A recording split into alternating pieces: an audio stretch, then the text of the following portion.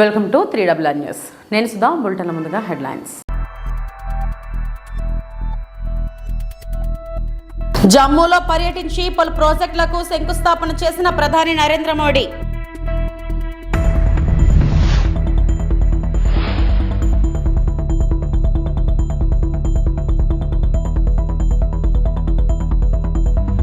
వైఎస్ఆర్ కళ్యాణమస్తు వైఎస్ఆర్ షాదీ తోఫా సాయాన్ని బటన్ నొక్కి ప్రారంభించిన సీఎం వైఎస్ జగన్మోహన్ రెడ్డి.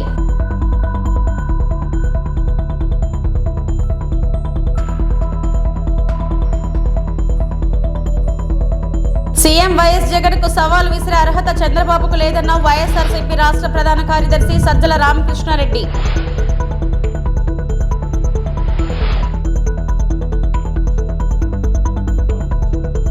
ప్రధాని మోడీ జమ్మూలో పర్యటించి పలు ప్రాజెక్టులకు ప్రారంభోత్సవం శంకుస్థాపన చేశారు. వికసిత్ భారత్ వికసిత్ జమ్మూ కార్యక్రమంలో కూడా ఆయన ప్రసంగిస్తారు. వివిధ ప్రాజెక్టులు జమ్మూ యొక్క ఇన్ఫ్రాను మార్చడానికి మరియు దాని సామాజిక ఆర్థిక అభివృద్ధికి మరింతగా సెట్ చేయబడ్డాయి. बहुत बार आया हूं और अभी जितेंद्र सिंह ने बताया इस मैदान में भी किया है, लेकिन आज का ये जन सैलाब, आज का आपका जुनून, आपका ये उत्साह और मौसम भी विपरीत, ठंड भी है, बारिश भी हो रही है और आप में से एक हिलता भी नहीं है.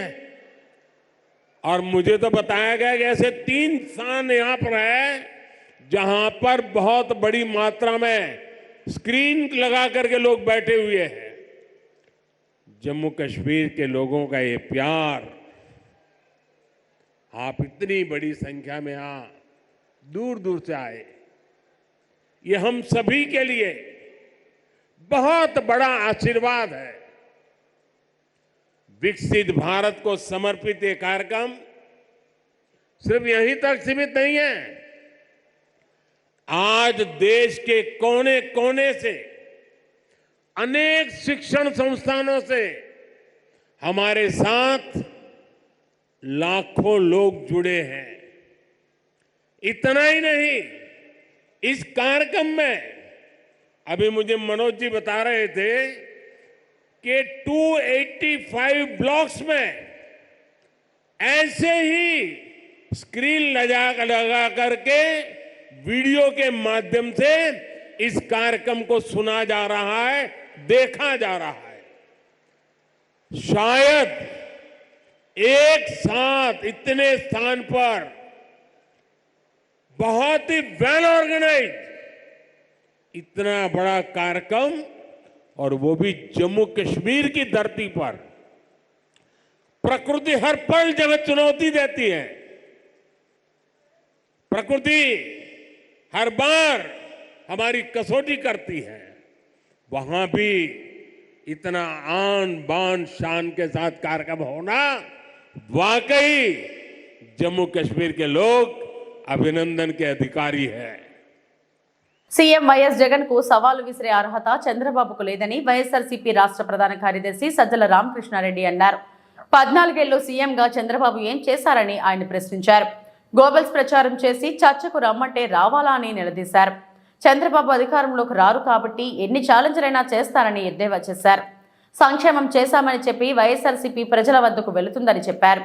ప్రతిపక్షం నిర్మాణాత్మకంగా ఏం చెప్పిందని నోటికి వచ్చినట్లు తిట్టడం తప్ప ప్రతిపక్షం చేసింది ఏమీ లేదన్నారు. ప్రజల కోసం ఏం చేశారని చంద్రబాబు ఓటు అడుగుతారని ప్రశ్నించారు. తాము 4.5 ఏళ్లుగా అందించిన సంక్షేమ పథకాలు చూసి ఓటు వేయమని అడుగుతున్నామని సజ్జల తెలిపారు. సీఎం వైఎస్ జగన్ ను తిట్టడం తప్పిస్తే చంద్రబాబు ఏదైనా మాట్లాడుతున్నారా అని మండిపడ్డారు. తన పాలనలో ఇది చేశాం అని చెప్పుకునేందుకు చంద్రబాబుకు ఏదైనా ఉందా అని సూటిగా ప్రశ్నించారు. 14 ఏళ్లు సీఎంగా ఉండి చంద్రబాబు ఏం చేశారని అన్నారు. మేనిఫెస్టోలో ఇచ్చిన హామీలను తాము అమలు చేశామని సజ్జల చెప్పారు. రాత్రిపూట కళలు కానీ అవన్నీ కూడా నిజం అనుకోని వాటి మీద చర్చకు రమ్మంటే ఎందుకు రావాలి, ఎందుకు వస్తాం, ఏం మాట్లాడతాం? జగన్మోహన్ రెడ్డి గారి పాలనకు సంబంధించి ఏమేమి ఉన్నాయో చెప్పు. పాలనలో మేము చెప్పుకున్న వాటిలో, చెప్తున్న వాటిలో ఏం అబద్ధాలో చెప్పు, విత్ ఫిగర్స్ చూపించు. అప్పుడు రా. అప్పుడు కూడా నీకు జగన్మోహన్ రెడ్డి గారు ఎందుకు? వేరే ఎవరైనా నాయకులు వస్తారు, కూర్చుంటారు. ఎప్పుడు రా వస్తారంటే నువ్వు అనేదాంట్లో అది అసంబద్ధంగా లేకపోతే, హేతుబద్ధంగా ఉంటే అప్పుడు ప్రజలే నువ్వు అన్న దాంట్లో అర్థం ఉంటే నిన్ను అభిమానిస్తారు, ఆదరిస్తారు. లేదనుకుంటే మళ్ళీ చీత్కరిస్తారు. అంతిమంగా నిర్ణయించే ప్రజలు. అది కూడా దగ్గరలోనే ఉంది, 50 రోజులు. ఇదేం పెద్ద 2 ఏళ్ళు 3 ఏళ్ళు లేదు. దానికి ఇక్కడ పొద్దుపోని ఛాలెంజ్లు ఎందుకు? ఊసిపోక మీడియాలో స్పేస్ కోసం ఇది చేయడం ఎందుకు? మేమనేది అదే. ఇప్పుడు ఫైనల్ స్టేజ్కి వచ్చాం. మేమేమేం చేశామో ఎప్పటికప్పుడు ప్రజలకు చెప్తున్నాం. మేము ఎట్లా ఎన్నికలకు సిద్ధంగా కావాలో మేము అవుతున్నాం. నువ్వు ఒక్కటంటే ఒక్కటే చేస్తున్నావు. అది అసలు ఎక్కడ మొదలు పెడుతున్నావో తెలియదు, ఎక్కడికి వెళ్తున్నావో తెలియదు.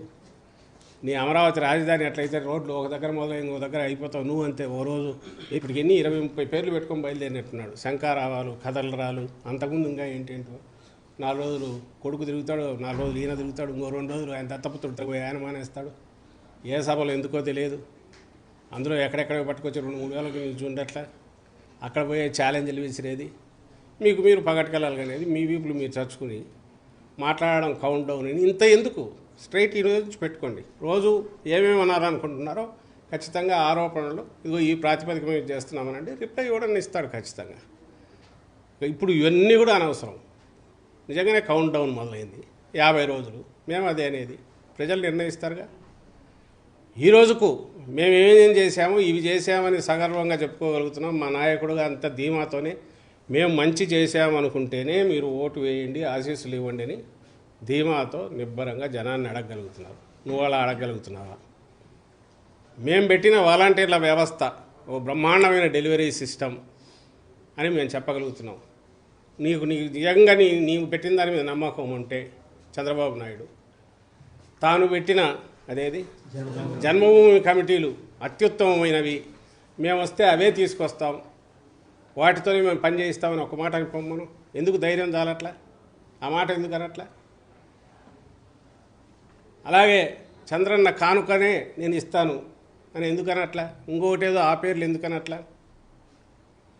అవే బ్రహ్మాండమైనవి అని ఎందుకు చెప్పలేకపోతున్నాడు? నా ఆదరణ కింద కత్తెరలే ముఖ్య, అవే బ్రహ్మాండమైనవి, అవే ఇస్తాను నేను ఎందుకని లేకపోతున్నాడు? మేము అనగలుగుతున్నాం. ఇగో ఇవన్నీ చేశాము, వీటి కంటిన్యూయేషన్ కావాలి. వీటి కంటిన్యూయేషన్ కావాలంటే మళ్ళీ మా పార్టీని ఎన్నుకొని మేము అనగలుగుతున్నాం. నువ్వు ఏమి చూసి నీకు ఓటేయాలనో ఒక్కసారి చెప్తే జనానికి కన్ఫ్యూజన్ పోతుంది. నచ్చితే నిన్ను ఆదరిస్తే నిజంగా ప్రజాస్వామ్యంలో అది కరెక్ట్ కూడా అవుతుంది. ఇట్లా ఊరికి పొద్దుపోని ఊపిసిపోక మాటలు, పొద్దుపోని సవాళ్ళు, తాటాకు చప్పుళ్ళు, వీటి వల్ల ఏం ఉపయోగం ఉంటుంది నేను చేసిన వాటి వల్ల?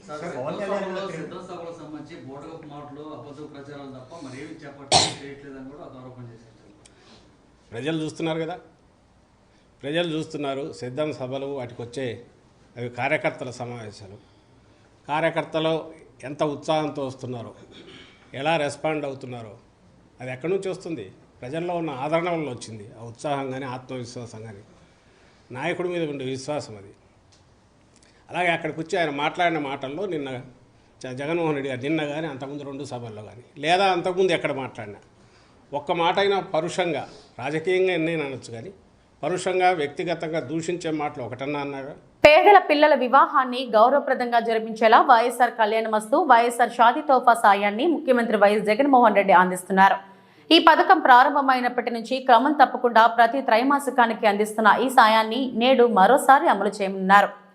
గత ఏడాది 2023 అక్టోబర్-డిసెంబర్ త్రైమాసికంలో వివాహం చేసుకున్న అర్హులైన 10,132 జంటలకు వైఎస్ఆర్ కళ్యాణమస్తు షాదీ తోఫా కింద 78.53 కోట్ల ఆర్థిక సాయాన్ని సీఎం వైఎస్ జగన్ నేడు తన క్యాంప్ కార్యాలయం నుంచి బటన్ నొక్కి వధువుల తల్లుల ఖాతాల్లోకి జమ చేయనున్నారు. ఎస్సీ, ఎస్టీ, బీసీ, మైనారిటీలు, దివ్యాంగులు, భవన నిర్మాణ కార్మికుల కుటుంబాల్లోని ఆడపిల్లలకు వైఎస్ఆర్ కళ్యాణమస్తు ద్వారా, మైనారిటీ వర్గాల ఆడపిల్లలకు వైఎస్ఆర్ షాదీ తోఫా ద్వారా సీఎం వైఎస్ జగన్ ఆర్థిక సాయం అందిస్తున్నారు. కాలేజీకి పంపిస్తే చాలు అమ్మఒడి అనే పథకం వల్ల మంచి జరుగుతుంది కాబట్టి ఖచ్చితంగా ఆ ఇంటర్మీడియట్ కూడా చదివించే కార్యక్రమం దిశగా అడుగులు వేస్తారు.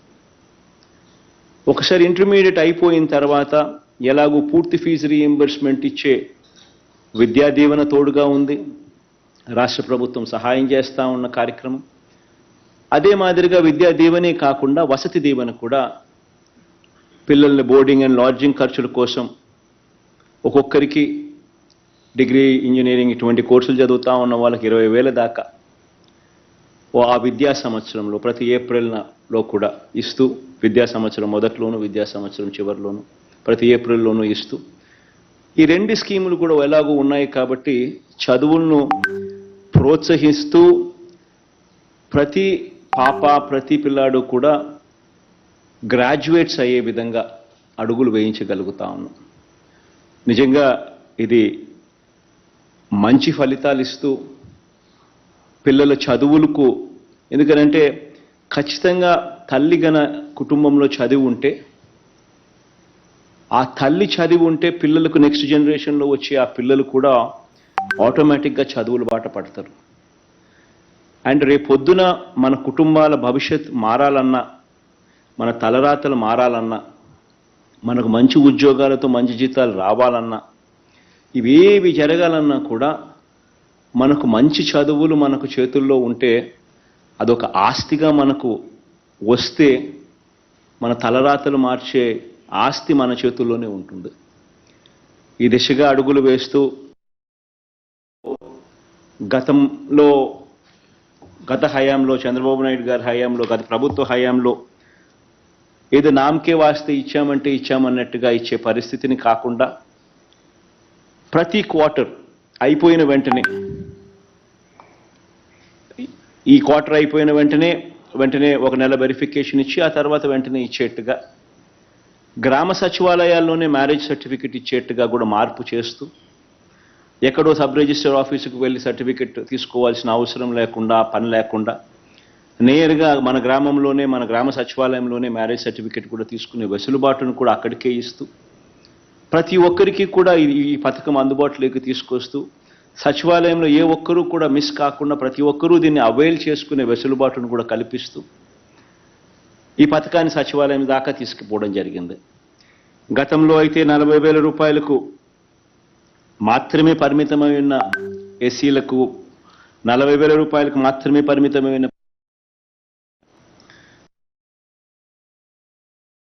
అదే కులాంతర పెళ్లి అయితే గన 1,20,000 దాకా కూడా తీసుకొని పోవడం, ఎస్టీలకు కూడా గతంలో 50,000కు మాత్రమే పరిమితమైన పథకాన్ని తీసుకొని 1,00,000 రూపాయల దాకా తీసుకొని పోవడం, కులాంతర వివాహం అయితే 1,20,000 దాకా 20,000 దాకా తీసుకొని పోవడం, గతంలో బీసీలకు కేవలం 35,000 మాత్రమే ఇస్తా ఉన్న పరిస్థితి నుంచి దాన్ని 50,000 రూపాయలు తీసుకొని పోవడం, కులాంతర వివాహం అయితే దాన్ని 75,000 దాకా కూడా తీసుకొని పోవడం, వికలాంగులకు దివ్యాంగులకు అయితే ఏకంగా 1,50,000 దాకా కూడా తీసుకొని పోయి ఈ ప్రతి పథకం ఈ అమౌంట్స్ అన్నీ కూడా తీసుకొని పోయి ఒక సబ్స్టాన్షియల్ అమౌంట్, అంటే వాళ్ళ కుటుంబాలలో ఏ ఒక్కరూ కూడా ఆ తల్లిదండ్రులు అప్పుల పాలయ్యే పరిస్థితి రాకూడదు అని చెప్పి వీలైన కాడికి దక్షిణ కైలాసంగా పేరుగాంచిన ప్రముఖ పుణ్యక్షేత్రం శ్రీకాళహస్తీశ్వర దేవస్థానం ఆలయంలో మృత్యుంజయ స్వామికి విశేషంగా అభిషేకాలు నిర్వహించారు. పాలు, పెరుగు, తేనెతో అభిషేకం చేసి అనంతరం స్వామివారిని చక్కగా అలంకరించి పూజా కార్యక్రమాలు నిర్వహించారు.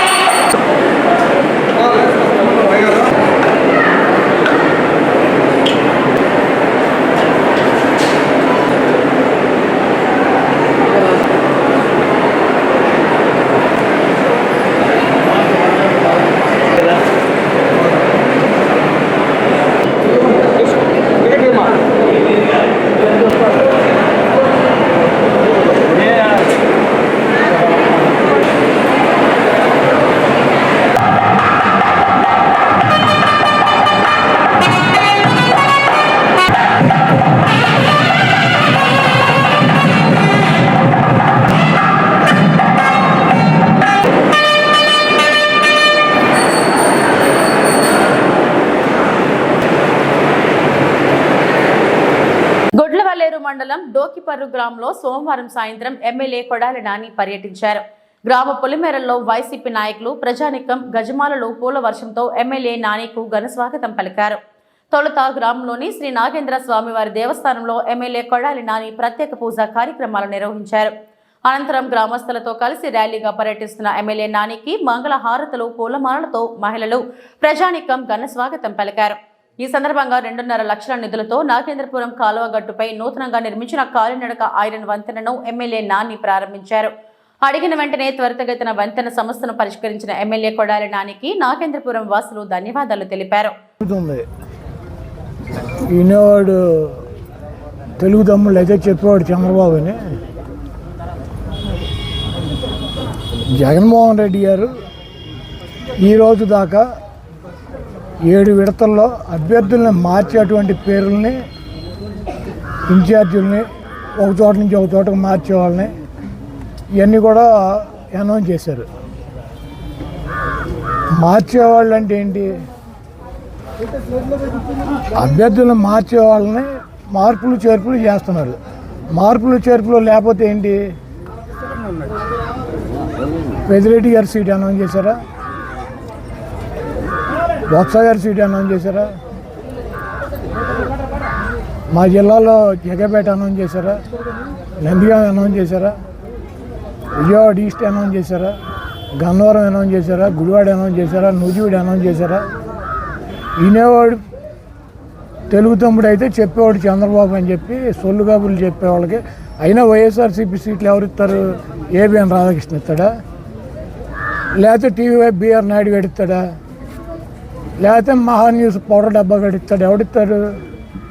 అనకాపల్లి జిల్లా మాడుగుల నియోజకవర్గం ఘాట్ రోడ్ జంక్షన్ లో లోకేష్ ప్రసంగం. చంద్రబాబు సీఎంగా ఉన్నప్పుడు ఉత్తరాంధ్రను ఎంత అభివృద్ధి పథంలో నడిపించారని, పరిశ్రమలను తీసుకువచ్చారని తెలియజేశారు. నిరుద్యోగులకు ఉద్యోగావకాశం కల్పించారని అన్నారు. ఈ జగన్ సీఎం అయిన తర్వాత పరిశ్రమలన్నీ తరలిపోయాయని, అభివృద్ధి కుంటుపడిందని వ్యాఖ్యానించారు. జగన్ ప్రతి సభలోనూ తన తండ్రి వయసున్న చంద్రబాబుని ఈ ముసలోడు ఏమి చేస్తాడని అంటున్నాడు. ఆ ముసలోడిని చూసే ఈవేళ ప్యాంటు చోటు తడుపుకుంటున్నాడని ఎద్దేవా చేశారు. నవ్యాంధ్రప్రదేశ్ కి మూలమైనటువంటి విశాఖపట్నం జిల్లాను గంజాయి జిల్లాగా అభివృద్ధి చేశారని, ఉప ముఖ్యమంత్రిగా ఉన్న నియోజకవర్గం రోడ్డు లేక అధ్వానంగా ఉంది అని, ఉప ముఖ్యమంత్రి ఫోన్ కొడితే ఉన్న మంత్రి శాఖలన్నీ కదిలివచ్చి నియోజకవర్గం అభివృద్ధి జరుగును, కానీ ఈయన నియోజకవర్గం అభివృద్ధి గురించి మానివేసి ఆయన అభివృద్ధి గురించి ఫోన్లు చేసుకుంటున్నాడని ఎద్దేవా చేశారు. ఈ ప్రభుత్వం వదిలిపెట్టేది లేదు. తెలుగుదేశం జనసేన కలిసిగట్టిగా ఈ సైకోని తరిమి కొట్టే రోజులు తొందరలో వస్తున్నాయని ఆనాడే నిర్ణయించుకున్నాడు. అందుకే జన సైనికులకి, తెలుగుదేశం పార్టీ కార్యకర్తలకి నేను పిలిపిస్తున్నా. ఈ వైకాపా పార్టీకి పేటీఎం కుక్కున్నారు. 5 రూపాయలు ఇస్తే చాలు పనికిమాల పోస్టులు పెడతారు. పసుపు సైన్యం పేరుతో జన సైనికులు తిడతారు. జన సైనికుల పేరుతో పసుపు సైన్యాన్ని తిడతారు. ఆ వాస్తవాలు మనం నమ్మకూడదు. మన ఒక పక్కన బాబు సూపర్ 6, ఇంకో పక్కన 6 హామీలు. ఇది ఎందుకు ఇచ్చామంటే, మీరు టీ తాగేదానికి టీ షాప్కి వెళ్ళినా, లేదంటే బంధువుల ఇంటికి వెళ్ళినా, మిత్రుల ఇంటికి వెళ్ళినా, పెట్రోల్ బంక్ వెళ్ళినా, అక్కడ ప్రజలకి మన ఇచ్చే 6 హామీలు తెలియజేసేదానికి మీకు ఈ కార్డు ఇష్టం జరిగింది. దాంతోపాటు అందరూ క్యాప్ వేసుకున్నారు. ఎండాకాలం మొదలైపోయింది, బాగా ఎండగా ఉంది ఈరోజు కూడా. అందుకే ఈ పసుపు క్యాప్ ఇచ్చాం. ఈ క్యాప్ వేసుకుని మీరు ప్రతి గడప తొక్కోవాల్సిందిగా మిమ్మల్ని అందరినీ నేను కోరుతున్నాను. ఇది ఎందుకు ఇస్తున్నామంటే, రేపు మన ప్రభుత్వం ఏర్పడిన వెంటనే ఈ 6 హామీలు మనం నిలబెట్టుకోబోతున్నాం. అప్పుడు తిరిగి వెళ్ళి ఆ గడప దొక్కినప్పుడు చూడమ్మా, ఇచ్చిన 6 హామీలు నిలబెట్టుకున్న ఏకైక ప్రభుత్వం తెలుగుదేశం జనసేన ప్రభుత్వాన్ని చెప్పుకునే దానికి ఇది ప్రతి గడపకు చేర్చాలి. దీంతో పాటు సైకిల్ కూడా ఇస్తున్నాం. సైకిల్ మన గుండె పైన పెట్టుకుని ప్రతి గడప దొక్కాలి. ఇంకా కార్డులు కూడా ఇస్తున్నాం. చాలా మంది అడిగారు, మాటల్లో కాదు చేతల్లో ఉండాలి స్వామి. ఫోటోలు దిగుతారని ఈ సభాముఖం వెళ్తుంది. అంతేకాదు, మిమ్మల్ని ఎత్తుక్కుంటా వచ్చి, పనిచేసే వాళ్ళు ఎత్తుక్కుంటా వచ్చి నామినేటెడ్ పోస్టులు కూడా ఇచ్చే బాధ్యత వ్యక్తిగతంగా నేను తీసుకుంటానని ఈ సభాముఖంగా కార్యకర్తలందరికీ నేను హామీ ఇస్తూ, పొరపాటున ఎవరు దీన్ని అధికారులు ఇంకోటి కూడా అన్నాడు, సిద్ధం గురించి నేను మాడేశా. జగన్ ప్రతి మీటింగ్లో మాట్లాడుతూ తన తండ్రి వయసు కలిగిన వ్యక్తిని ముసలోడు అని అంటున్నాడు. ఈ రోజుతో ముసలోడు ఎవరో తేలిపోవాలండి, తేలిపోవాలి. జగన్ బస్సు దిగాలంటే స్టూల్ వేయాలి తల్లి. జగన్ కొబ్బరికాయ కొట్టాలంటే ఇద్దరు ఆ రాయి ఎత్తాలి తల్లి. పంతులు ఆ రాయి ఎత్తే ఈయన నడుము వంగకుండా కొబ్బరికాయ కొడతాడు తల్లి. ఈ జగన్ బైక్ నడపాలంటే ఇటు నలుగురు పట్టుకోవాలా, అటు నలుగురు పట్టుకోవాలా. ఇంతేకాదు, ఏకంగా ఈరోజు మనం చూస్తే కనీసం గత 5 సంవత్సరాలుగా ఒక్క గంటనా ఒక సమీక్ష చేయాల. సాయంత్రం 6 అవుతే ఇంటికి పరిగెత్తున గ్రనైట్ ఇసుకని దోచేస్తున్నారు. ఆనాడు కేంద్ర ప్రభుత్వం నిధులు కేటాయించి ఏకంగా ప్రతి ఇంటికి ఉచితంగా తాగునీరు కుళాయి ఇవ్వమంటే ఈయన వాటాల కోసం ఆ ప్రాజెక్ట్ పక్కదారి మళ్లించారు. ఇక్కడ ఏకంగా ఆయన శాఖకు సంబంధించిన ఏ అధికారిని ట్రాన్స్ఫర్ చేయాలని అన్నా ఆయనకి డబ్బులు ఇస్తేనే ఆయన కీ పెడతారు, బటన్ నొక్కే పరిస్థితి. ఆంధ్రజ్యోతి ఫోటో జర్నలిస్ట్ శ్రీకృష్ణపై జరిగిన దాడిని నిరసిస్తూ పల్నాడు జిల్లా వినుకొండ పట్టణంలో జర్నలిస్టులు ర్యాలీ నిర్వహించారు. మొన్న ముఖ్యమంత్రి జగన్మోహన్ రెడ్డి అనంతపురం జిల్లా రాప్తాడులో నిర్వహించిన సిద్ధం సభలో జర్నలిస్టు శ్రీకృష్ణ పై వైకాపా నాయకులు కార్యకర్తలు జరిపిన దాడిని నిరసిస్తూ ర్యాలీ నిర్వహించారు. ఈ సందర్భంగా జర్నలిస్ట్ నాయకుడు యార్లగడ్డ రామ్మోహన్ రావు మాట్లాడుతూ దాడికి పాల్పడిన వారిని వీడియోల ద్వారా గుర్తించి వారిపై హత్య ప్రయత్నం, నేరం మోపి కఠినంగా శిక్షించాలని డిమాండ్ చేశారు. వినుకొండ శివయ్య స్తూపం సెంటర్ నుండి తహసీల్దార్ కార్యాలయం వరకు నిరసన ర్యాలీ నిర్వహించి అనంతరం జర్నలిస్టులపై దాడులు చేస్తున్న వారిపై చట్టపరమైన చర్యలు తీసుకుని ఇటువంటి ఘటనలు పునరావృతం కాకుండా చూడాలని కోరుతూ డిప్యూటీ తహసీల్దార్కు వినతిపత్రం అందజేశారు. ఈ కార్యక్రమంలో ప్రజా సంఘాలతో పాటు ఈనాడు విలేకరి వెంకట్రావు, ఏబిఎన్ పెమసాని సోమశేఖర్, పసుమర్తి శ్రీను, పారెల మల్లికార్జున్, తెప్పల శ్రీను, మల్లిసందు కోటేశ్వరరావు తదితరులు హాజరయ్యారు.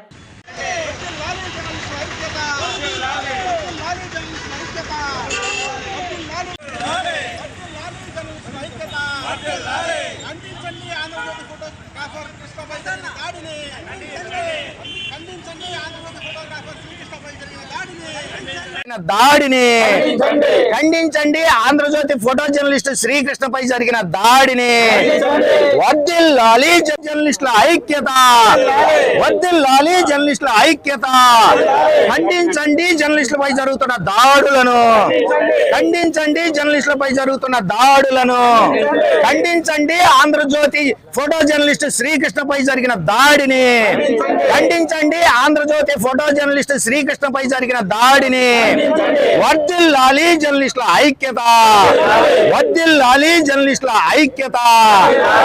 ఖండించండి జర్నలిస్టులపై జరుగుతున్న దాడులను, ఖండించండి జర్నలిస్టులపై జరుగుతున్న దాడులను.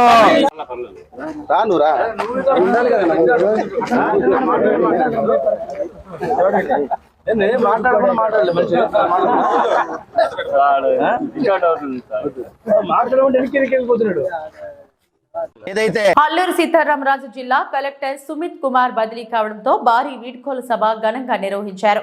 స్థానిక పాడేరు తలారిసింగి పాఠశాల నుంచి కుమ్మరిపుట్టు కలెక్టరేట్ వరకు భారీ ర్యాలీగా ఉద్యోగులు, విద్యార్థులు తరలివచ్చారు. డప్పు వాయిద్యాలు, దింసా నృత్యాలు, పూల వర్షంతో భారీగా జనం వీడ్కోలు పలికారు. అల్లూరు జిల్లా అవతరించినప్పటి నుంచి తొలి కలెక్టర్గా గిరిజనుల మన్ననలు పొంది మంచి పేరు సంపాదించారు. జిల్లా అధికారులు, సిబ్బంది, ప్రజాప్రతినిధులు, గిరిజన ప్రజలు కన్నీటి వీడ్కోలు తెలిపారు.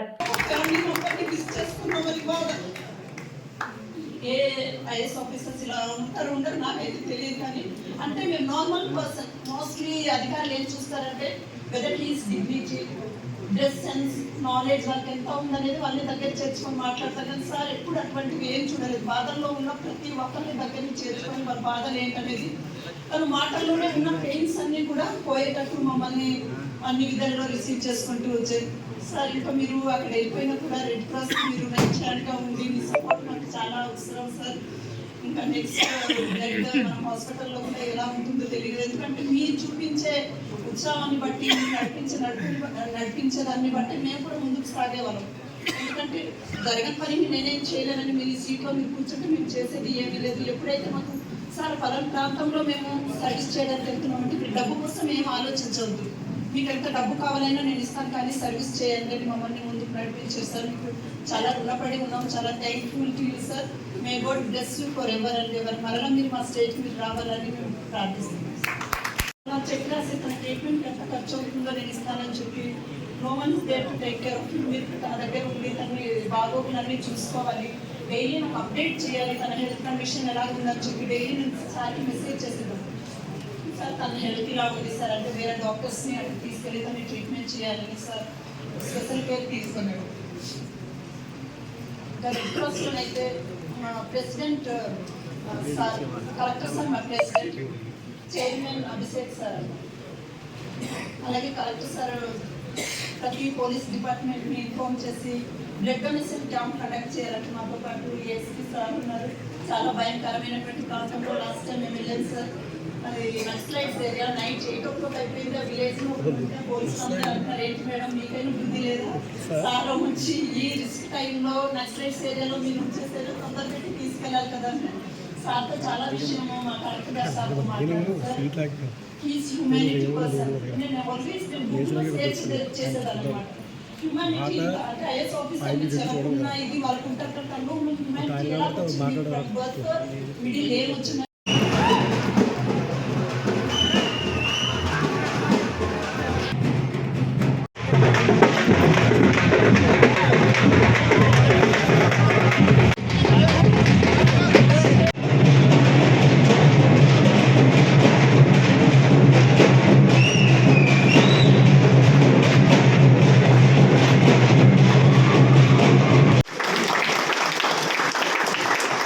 చాలా మంది అధికారులు చూసి బాధపడము, భయపడము, దూరంగా వెళ్ళిపోవడం, ఏం చెప్పినా జరగదని నమ్మకంతో చాలా మంది దూరం. నట సార్వభౌమ, నట కిరీటి, నటుడు సుమన్ రేణిగుంట రాయల్ కింగ్ హోటల్కి విచ్చేశారు.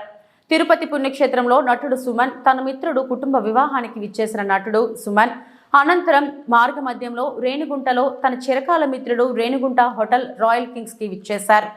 అక్కడ చిన్నారావు తన మిత్రుడిని కలిసి తాను ఇచ్చిన ఆతిథ్యాన్ని పుచ్చుకున్నారు. రేణిగుంట హోటల్ రాయల్ కింగ్ హోటల్లో తాను భోంచేసి అనంతరం భోజనం చాలా బాగుందని చెప్పారు. ఈ రాష్ట్రంలోనే కాకుండా వేరే రాష్ట్రాల్లో కూడా బ్రాంచ్లు ఏర్పాటు చేయాల్సిందిగా తెలియజేశారు.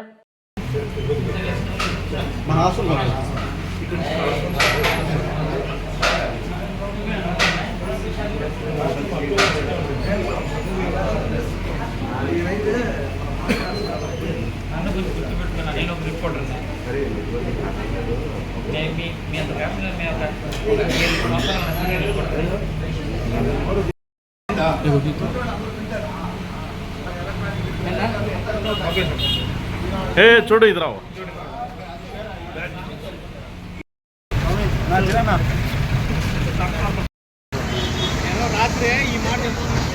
ఎదుర్కోమన్నా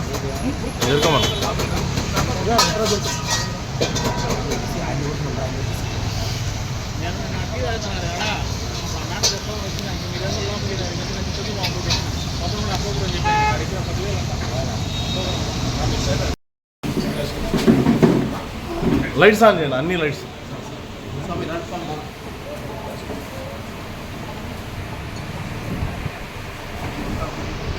లైట్స్ అన్ని ఆన్ చేయండి, అన్నీ ఆన్ చేయండి.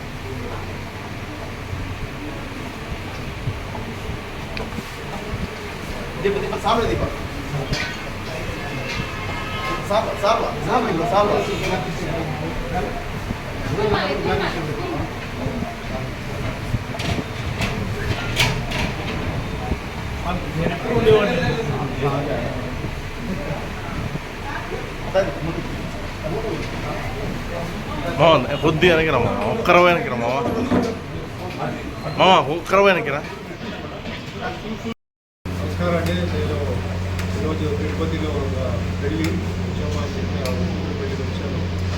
మా మిత్రులు భాస్కర్ గారు, నారాయణ గారు, స్వామి గారు, రేణుకా స్వామి గారు, నాయకులు వీరైతే ఇక్కడ రెస్టారెంట్కి రావాలని చెప్పి ఎప్పటి నుంచో చెప్తూనే ఉన్నాను, కానీ టైం కుదరట్లేదు. ఈరోజు కూడా టైం కుదరట్లేదు.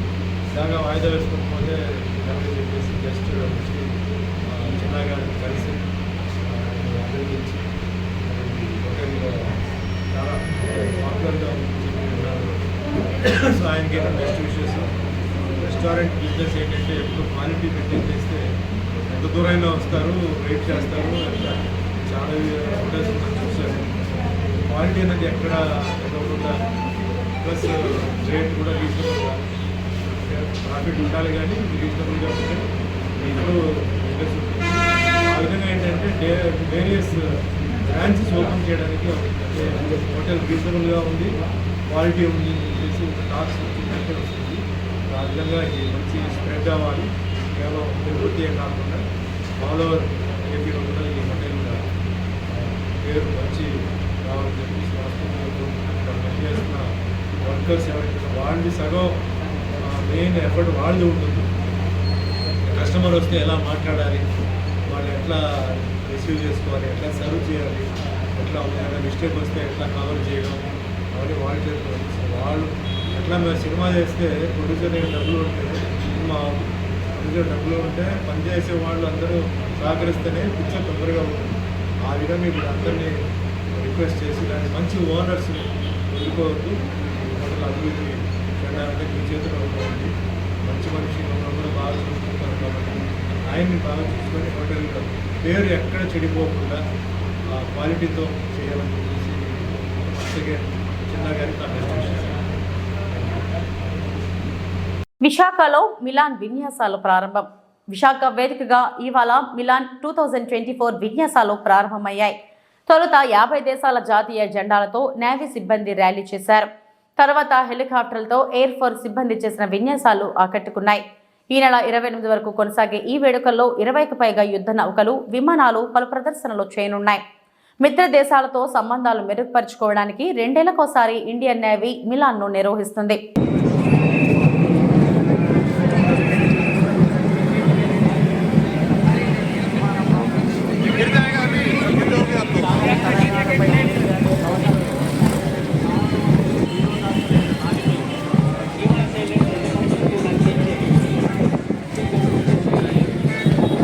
ఈ వార్తలు ఇంతటితో సమాప్తం. నమస్తే.